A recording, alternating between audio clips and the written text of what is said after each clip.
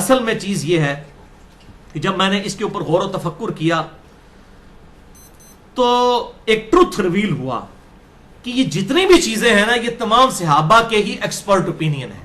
کوئی بھی چیز انہوں نے نبی صلی اللہ علیہ وسلم کے ریفرنس سے بیان نہیں کی ہے. کوئی نبی صلی اللہ علیہ وسلم کے ریفرنس سے اگر کوئی ہمیں چیز مل جائے اس حوالے سے تو وہ پھر پرائورٹی پہ ہوگی، باقی تو اندازہ ہی ہے نا لوگوں کے. اچھا، اور یہی صحابہ کرام کے ساتھ ہوتا تھا، جب کوئی صحیح حدیث پیش کی جاتی تھی وہ رجوع کر لیتے. مسئلہ نمبر میرا 31 اجماع والا دیکھ لیں، اس میں نے اس طرح کی کئی مثالیں دی ہیں. تو یہ ابن عباس کا قول ہے، وہ بھی موقوفاً ہے، آپ صلی اللہ علیہ وسلم کے ریفرنس سے نہیں ہے. ابن مسعود کا قول موقوفاً ہے، انس ابن مالک کا قول موقوفاً ہے. یہ مرفوع کوئی بھی نہیں ہے، نبی صلی اللہ علیہ وسلم کے ریفرنس سے نہیں، بلکہ ان کے ایکسپرٹ اوپینین اور فتاوا ہیں. سوائے دو چیزوں کے، ایک خواب میں دیدار الہی والا معاملہ، وہ نبی صلی اللہ علیہ وسلم تک مرفوع جاتا ہے، جامعہ ترمذی 3235، اور دوسرا صحیح مسلم میں جو 444 نمبر حدیث 45 اور 46 نمبر کے حجاب میں اللہ تعالیٰ کی زیارت ہوئی، وہ زیارت والا معاملہ ہے اور وہ حجاب کے اندر ہے. یہ فکانہ قاب قوسین او ادنی والا معاملہ نہیں ہے. الحمدللہ اس حوالے سے ایک مرفوع حدیث بھی مل گئی ہے ہمیں الحمدللہ، اور وہ بخاری اور مسلم میں موجود ہے. امام بخاری اس کے 6 طریق لے کر آئے ہیں، 6 طرق، اور امام مسلم 4 طرق.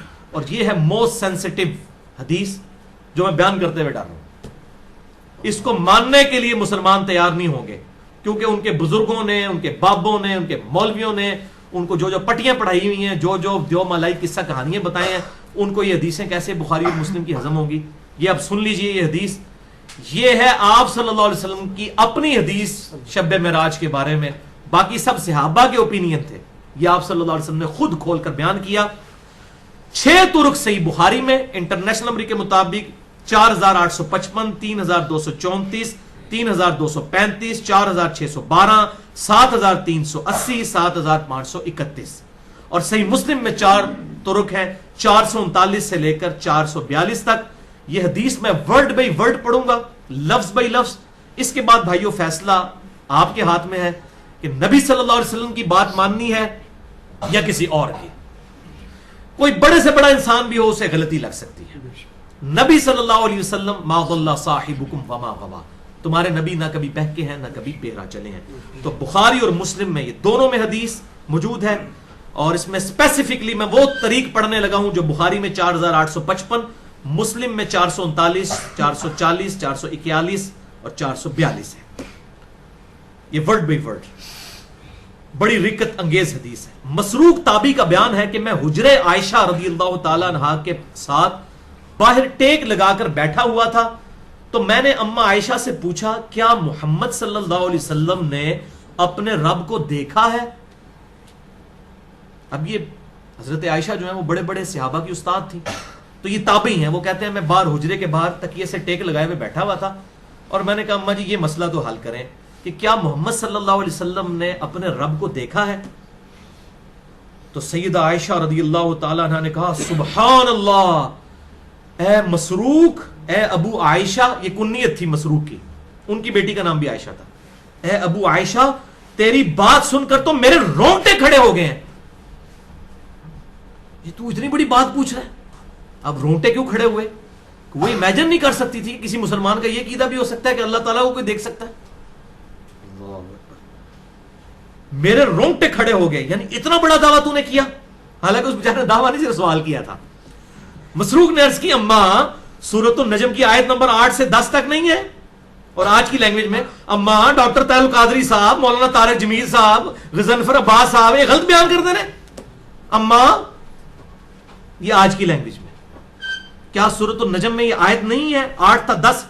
ثم دنا فتدلى فكان قاب قوسين او ادنى فاوحى الى عبده ما اوحى، کہ پھر آپ صلی اللہ علیہ وسلم بلند ہوئے اور پھر اللہ تبارک و تعالیٰ ان کے، یعنی کہنے کا مقصد یہ تھا کہ اللہ تعالیٰ اور نبی صلی اللہ علیہ وسلم اتنا قریب ہوئے کہ 2 کمان یا اس کے درمیانی فاصلہ اس سے بھی کم رہ گیا، اور اپنے بندے کی طرف وحی کی جو اللہ نے کرنی تھی. تو اس کا کیا مطلب ہوا؟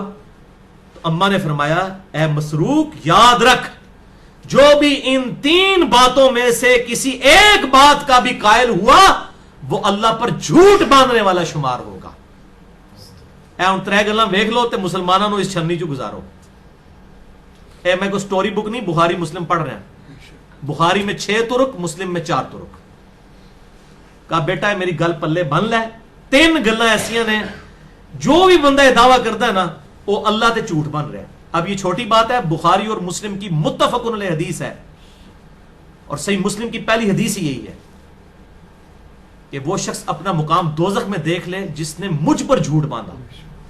جو نبی صلی اللہ علیہ وسلم پر جھوٹ باندھے وہ تو پکا دوست کی، اور جو اللہ پر جھوٹ باندھے وہ اس سے بڑا دوست کی. یہ اما عائشہ کہہ رہی ہیں کہ اس نے جھوٹ باندھا جو 3 باتوں میں سے کسی ایک کا بھی قائل ہوا. اللہ اکبر. تو مسروق کہتے ہیں میں نے پوچھا اے ام المومنین وہ 3 باتیں کون سی ہیں؟ ہاں جی سیدھے ہو جاؤں. انہوں نے کہا پہلی بات یہ ہے، پہلا عقیدہ یہ ہے کہ جس نے یہ خیال کیا کہ محمد صلی اللہ علیہ وسلم نے اپنے رب کو دیکھا ہے تو اس نے اللہ پر بہت بڑا جھوٹ باندھا. آگے پھر اما عائشہ پھر دلیل بھی دیں گی، یہ صرف دعویٰ نہیں ہے. ابن عباس، ابن مسعود اور انس ابن مالک نے تو اپنے دعوے کیے تھے، یہاں پہ اما عائشہ نبی کے دعوے سے بات کر رہی ہوں گی صلی اللہ علیہ وسلم. مسروق کہتے ہیں میں تکیے پہ ٹیک لگا کے بیٹھا تھا، میں ایک دم اٹھ کے بیٹھ گیا کہ ایک ایک حل کر چھڑی اما نے. میں نے عرض کیا اے ام المومنین مجھے بات کرنے دیں، آپ جلدی نہ کریں، جذباتی نہ ہو، میری بات تو سنیں. قرآن میں کیا یہ نہیں آیا وَلَقَدْ رَآهُ نَزْلَةً أُخْرَى، اور بے شک اس نے جو ہے 2 بار دیکھا تھا اسے. انہوں نے کہا کہ نبی صلی اللہ علیہ وسلم نے تو اللہ تعالیٰ کو 2 بار دیکھا ہے. حضرت عائشہ رضی اللہ تعالیٰ عنہ نے فرمایا اس امت میں سب سے پہلے میں ہوں جس نے ان آیات کے بارے میں خود رسول اللہ سے پوچھا تھا صلی اللہ علیہ وسلم. ابن مسعود، ابن عباس، انس ابن مالک سب کی ذاتی رائے تھی. ڈاکٹر طاہر القادری اور مولانا طارق جمیل اور غضنفر عباس صاحب کی ذاتی راہ ہے. اما کہہ رہی ہے میں آپ پوچھے اللہ دے نبی کو ان آیات کے بارے فکانا قاب قوسین او ادنا. میں ہوں اس امت میں جس نے خود رسول اللہ صلی اللہ علیہ وسلم سے ان آیات کے بارے میں پوچھا تو آپ نے فرمایا اس سے مراد جبرائیل ہے. دو کل ختم ہو گئی. اللہ اکبر کبیرہ والحمدللہ کثیرہ وسبحان اللہ بکرۃ واصیلا. میں نے جبرائیل کو 2 مرتبہ دیکھا ان کی اصلی شکل میں جن کا ذکر سورۃ النجم کے اندر آیا. وہ آسمان سے اتر رہے تھے اور ان کے وجود کی بڑائی نے آسمان سے زمین تک کو گھیر رکھا تھا. اور پھر اما عائشہ نے کہا یہ تو اللہ کے نبی کی بات میں نے تمہیں سنائی نا. اب پھر کہا مسروق اور تو قرآن نہیں پڑھتا؟ سورۃ الانعام آیت نمبر 103 لا تدرکہ الابصار وہو یدرک الابصار. آنکھیں اس کا احاطہ کر ہی نہیں سکتی، وہ آنکھوں کا احاطہ کرنے والا ہے. وہو اللطیف الخبیر، اور وہ اللطیف ہے الخبیر ہے. ان برا نہ منیو، شیعہ صحیح کہنے ہیں اس مسئلے سے. شیعہ کا یہی موقف ہے. ویسے ان کے عقائد کے اندر بہت بگاڑ ہے لیکن اس مسئلے میں ان کا موقف ٹھیک ہے. بخاری اور مسلم کے مطابق ہے کہ اللہ تعالیٰ کو ان آنکھوں سے نہیں دیکھا جا سکتا. اور اما عائشہ نے وہ آیت کوٹ کی، اللہ کے نبی سے بھی پوچھا صلی اللہ علیہ وسلم. اور یہاں پر بھی جو الحمدللہ اہل سنت کے ہاں جو اہل علم لوگ ہیں ان کا یہی نظریہ ہے. ویسے جذبات میں سٹوریاں سناتے رہیں، کم از کم میں اہل حدیث کے بارے میں تو ضرور بات کروں گا کہ ان کا عقیدہ بخاری مسلم کے مطابق ہے. باقی جو دیوبند بریلوی ہیں وہ تو آپ کو پتہ زیادہ تر سٹوریوں کے اوپر ہی چل رہے ہیں. تو اہل سنت میں سے اہل حدیث اور اہل تشیع کا بھی یہی موقف ہے اس حوالے سے. اچھا، اور پھر اما عائشہ نے ایک اور آیت پڑھ دی. اللہ اکبر. وہ کہتے ہیں کہ مسروق تو نے قرآن میں یہ آیت نہیں پڑھی؟ سورہ شورى آیت نمبر 51 وما كان لبشر ان يكلمه الله الا وحيا. کسی انسان کی یہ شان ہی نہیں ہے کہ اللہ تعالیٰ اس سے کلام کر سکے سوائے یہ کہ اس کے دل پر وحی کرے. نمبر 1. نمبر 2 او من وراء حجاب، یا پردے میں اس سے گفتگو کرے. نمبر 3 او یرسل رسولا، یا اس کی طرف کوئی فرشتہ بھیج دے. فیوحی باذنہ ما یشاء، پھر اللہ جو وحی کرے اس اذن کے ساتھ اللہ تعالیٰ اس بندے اس رسول کے ذریعے جو وحی کرے اس فرشتے کے ذریعے. انہ علی حکیم، بے شک وہ بہت بلند اور حکمت والا ہے. بہت بلند ہے اور اس کی حکمت کا تقاضا ہے. اما نے کہا کہ 3 مواڈی تو وحی کے آئے ہیں سورہ الشورى آیت نمبر 51 میں کہ یا تو اللہ تبارک و تعالیٰ دل پہ وحی کرے گا، یا پردے میں گفتگو کرے گا، اور یا پھر فرشتہ بھیجے گا. پھر کہا مسروق دوسرا عقیدہ جو اللہ پر جھوٹ باندھنے والا ہے، اگر کوئی شخص یہ کہے کہ رسول اللہ صلی اللہ علیہ وسلم نے اللہ کی کتاب میں سے کچھ حصہ چھپا لیا تھا اور کچھ بیان کر دیا، جو صوفیاء بھی کہتے ہیں نا جی کچھ چیزاں آپ نے عوام نو دسیاں نے، کچھ خاص نو سینہ بسینہ دسیاں نے. یہ بھی سیدھا سیدھا ماں عائشہ نے کہے دوست کی نے سارے جنہاں دا عقیدہ ہے سینہ بسینہ سینہ بسینہ، جو صوفیاء کے ہاں بھی ہے اور رافضیوں اہل تشیعوں کے ہاں بھی یہ بد عقیدگی آئی ہوئی ہے کہ سینہ بسینہ، جی قرآن کے ظاہری الفاظ کچھ اور ہے، اندر کچھ اور ہوتا ہے. تو کہا یہ جھوٹا ہے، اللہ پر جھوٹ باندھنے والا ہے. بولے اعوذ باللہ تعالی. انہی پہ میں نے لادہ لیکچرز بھی دیے ہیں، وہ میں اینڈ پہ اس پہ حوالہ بھی دے دیتا ہوں. تو وہ اللہ اور اس کے رسول پر جھوٹ باندھتا ہے جو کہتا ہے. پھر کہا کہ تو نے قرآن نہیں پڑھا، سورۃ المائدہ آیت نمبر 67. اماں تو قرآن کے بغیر بات ہی نہیں کرتی تھی. یا ایھا الرسول بلغ ما انزل الیک من ربک، اے اللہ کے رسول ہر وہ بات پہنچا دیجئے اس تمام لوگوں تک جو آپ کے رب نے آپ پر وحی کی ہے. وَإِن لَّمْ تَفْعَلْ، اور اگر آپ نے ایسا نہ کیا، فَمَا بَلَّغْتَ رِسَالَتَهُ، تو آپ نے رسالت کا حق نہیں ادا کیا. اگر آپ نے کوئی بات کا خاص لوگوں کو بتائی، کچھ عام لوگوں کو چھپا لی کوئی بات، تو آپ بھی رسالت کے حق ادا کرنے والے. ایسا کیسے ہوتا ہے؟ وہ تو قرآن میں واضح ہے وما ہوا علی الغیب بضنین. نبی صلی اللہ علیہ وسلم غیب کی خبریں دینے میں کوئی بخل نہیں کرتے. آپ صلی اللہ علیہ وسلم نے تو حجۃ الوداع کے موقع پر بخاری مسلم اٹھا کے دیکھیں، چاہے یوم عرفہ کا خطبہ ہو یا یوم النحر کا، آپ نے اعلانیہ پبلکلی 1,00,000 سے زیادہ مجمع کے سامنے کہا میں نے سب تک پیغام پہنچا دیا. کسی نے کہا یا رسول اللہ میری منو جڑی خاص گلاں تسی دسیاں نے جڑی سینہ بسینہ ٹرنیاں نے بعد وچ تصوف وچ اور رافضیت وچ، او میں دس دے پبلک نو، اجازت ہے؟ سب نے کہا پہنچا دیا.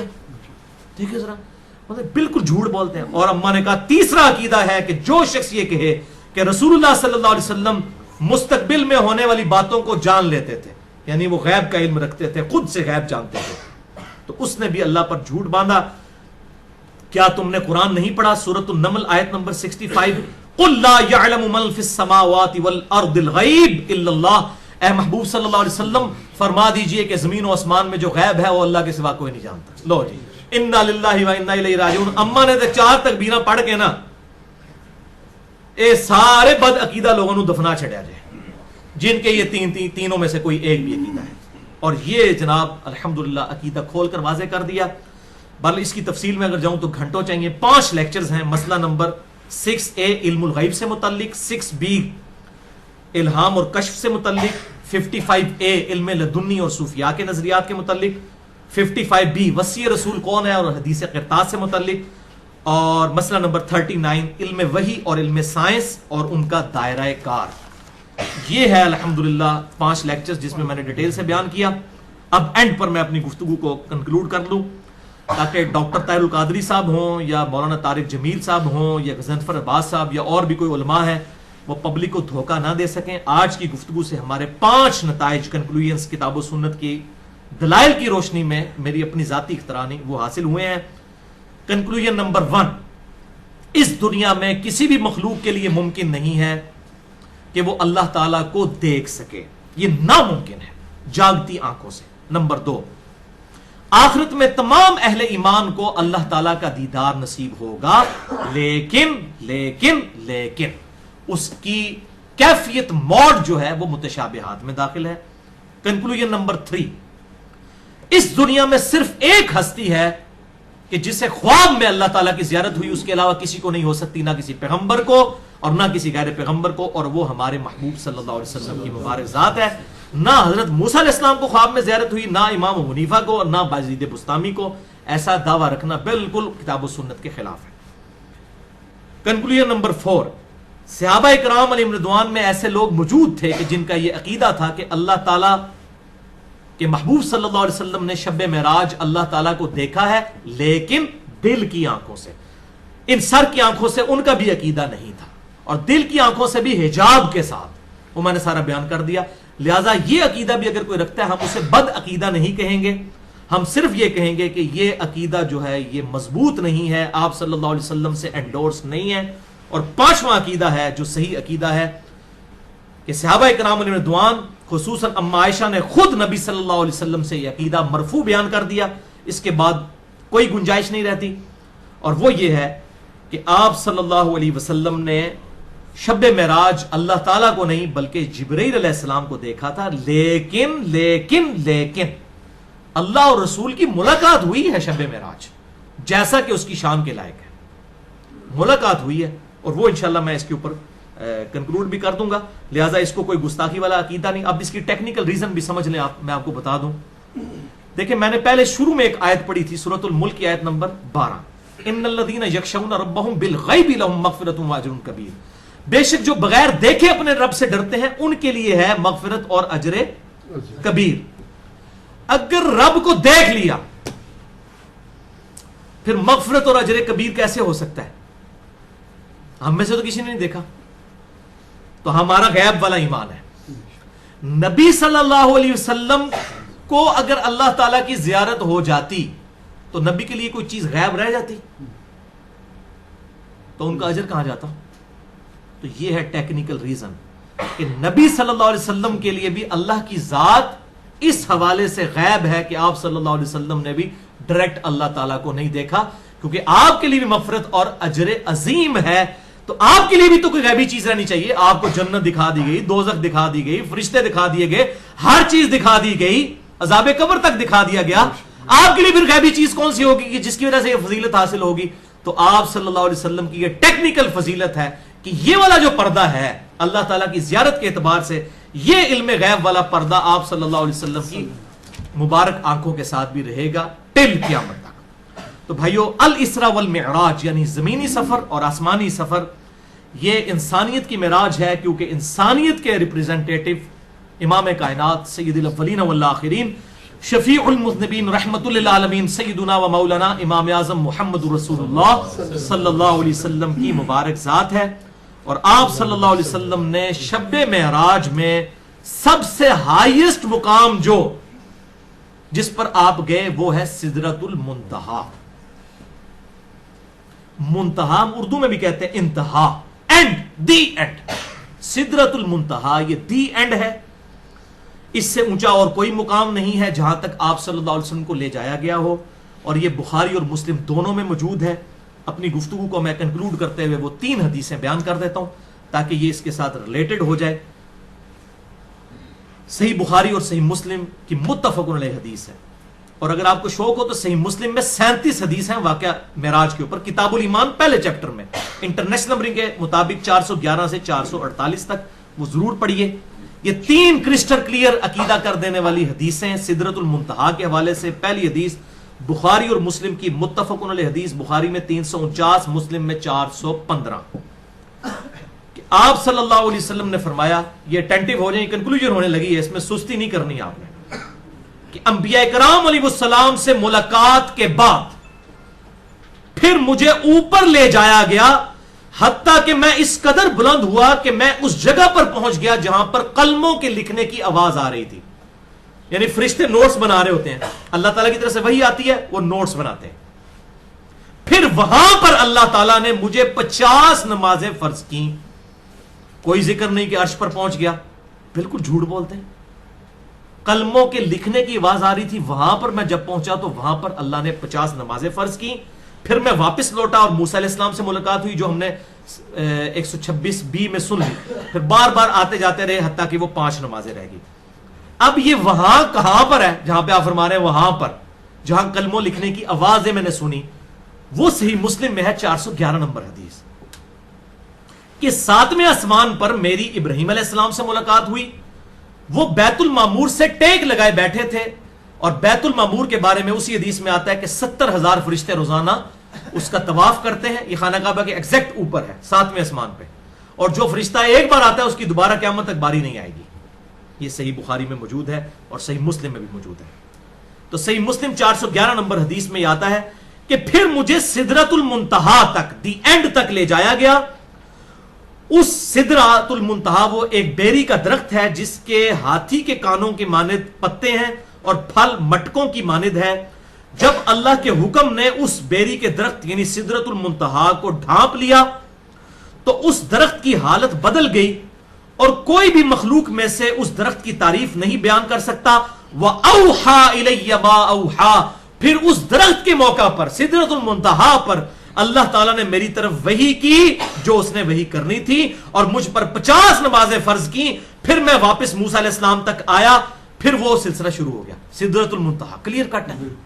ہم ہی کہتے ہیں جناب وہ جی جبرائیل علیہ السلام کہتے ہیں میرے پر سڑ جان گے، میں نے بھی کہہ دیا تھا میرا رجوع ریکارڈ ہو چکا ہے کوئی بھائی، اور پھر اس سے آگے بھی جوڑ دیا کہ ابوبکر صدیق کہتے ہیں جبرائیل رہے تو ہی سیں کہ تو پیچھے رہ گیا، میں ہوتا تو میں نال جانا پاوے سڑ جانا، یعنی جبرائیل اگر میں ہوتا نبی صلی اللہ علیہ وسلم کے ساتھ تو میں آگے بھی چل رہا. خدا کے لیے سب جھوٹ دیو مالائی قصے کہانیاں بنائے ہوئے ہیں ولیعوذ باللہ تعالی. بالکل واضح موجود ہے کہاں پہ ملاقات ہوئی. وہ بار بار لوگ کہتے ہیں جی ملاقات نہیں ہوئی 50 نمازیں, تسی کہتے ہو جناب زیارت نہیں ہوئی ہے. بات یہ حجاب میں ملاقات ہوئی ہے, صحیح مسلم آپ نے سن لیا. ملاقات کا کون انکاری ہے؟ مسئلہ ہے آنکھوں سے دیکھنے کا, جو جھوٹ مشہور کیا ہوا ہے اور سدرۃ المنتہا سے بھی آگے چلے گئے, وہی ہے ہی دی اینڈ ہے. تو آپ صلی اللہ علیہ وسلم نے فرمایا کہ وہاں پر مجھ پر 5 نمازیں, اور اگلی حدیث سنیں گے تو بالکل کلیئر کٹ ہو جائے گی. صحیح مسلم 431 نمبر. ابن مسعود رضی اللہ تعالیٰ عنہ کہتے ہیں جب آپ صلی اللہ علیہ وسلم کو معراج کروائی گئی تو اس کی انتہا سدرۃ المنتہا پر ہوئی. زمین سے اوپر جانے والی ہر شے کی آخری حد یہی ہے.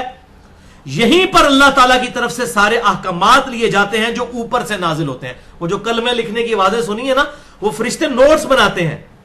اور سورہ سبا میں بھی ذکر ہے کہ ایسی پھر دہشت طاری ہوتی ہے کہ فرشتے جو ہے نا وہ کانپتے ہیں, اور بعد میں جب وہ سارا معاملہ ٹل جاتا ہے پھر ایک دوسرے سے پوچھتے ہیں کہ اللہ تعالیٰ نے کیا فرمایا تھا.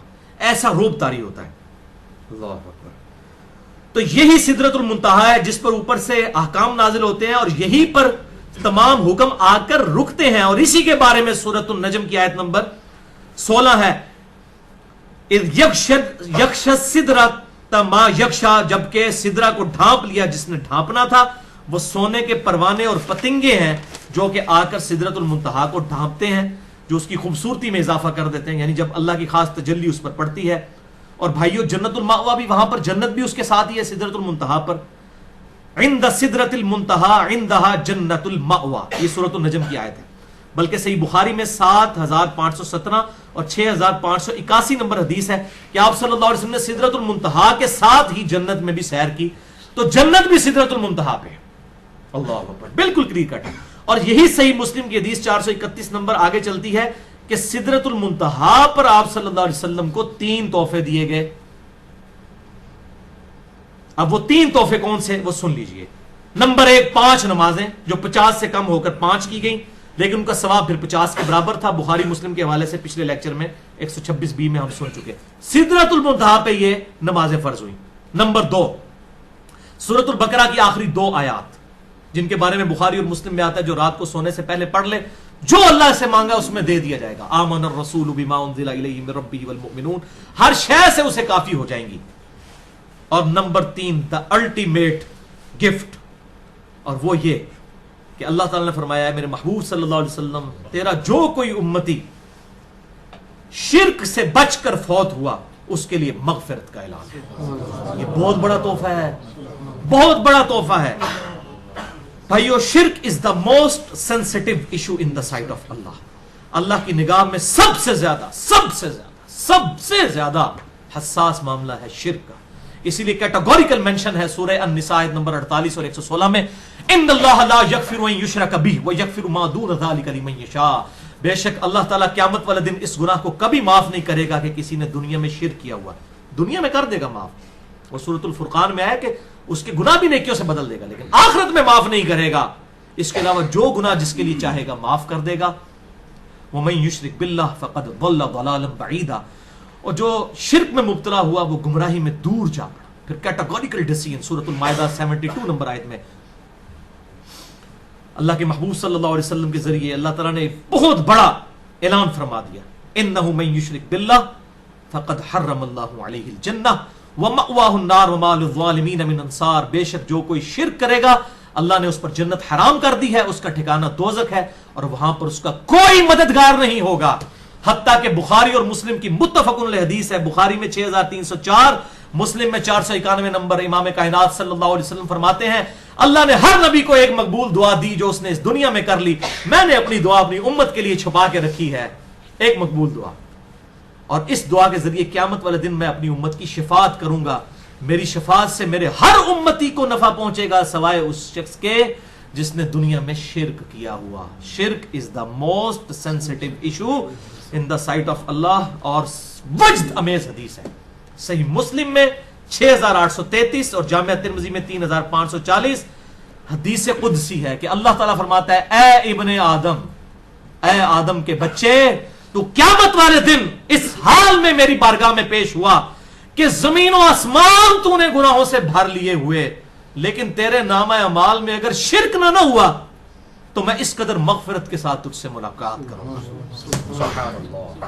تو یہ ہے بھائیو توحید کی دولت, توحید کی نعمت اتنی بڑی نعمت ہے. یعنی اللہ تعالیٰ پھر یہ سارے گناہوں کو جس طریقے سے بھی عذاب دے کر شفاعت کے ذریعے وہ معاف کر دے گا, بہرحال اگر اس نے شرک نہ کیا ہوا. اس پہ بھائی میرے 2 لیکچرز ہیں جو الحمدللہ میں سمجھتا ہوں جو ہزاروں لوگوں کے لیے توحید کے اعتبار سے ہدایت کا سبب بنے ہیں. پہلا لیکچر ہے مسئلہ نمبر 3, دعا صرف اللہ ہی سے, اور دوسری اسی کی ایکسٹینشن ہے مسئلہ نمبر 43, وسیلہ اور توسل کے صحیح احکام و مسائل. اللہ تعالیٰ سے دعا ہے جو میں نے حق بات کہی اللہ تعالیٰ ہمارے دلوں میں راسخ فرمائے. اگر جس بات میں میرے منہ سے کوئی غلط بات نکل گئی تو اللہ تعالیٰ ہمارے دلوں سے معاف کر دے. اور یہ واقعہ معراج کے 3 لیکچرز 126A, B اور C کو قیامت تک کے لیے مسلمانوں کے لیے ایک ایسٹ بنائے, اور اللہ تعالیٰ ہمیں حق بات پر عمل کرنے اور دوسروں تک پہنچانے کی توفیق عطا فرمائے. سبحانک اللہم و بحمدک اشہد ان لا الہ الا انت استغفرک و اتوب الیک وما علینا الا البلاغ المبین.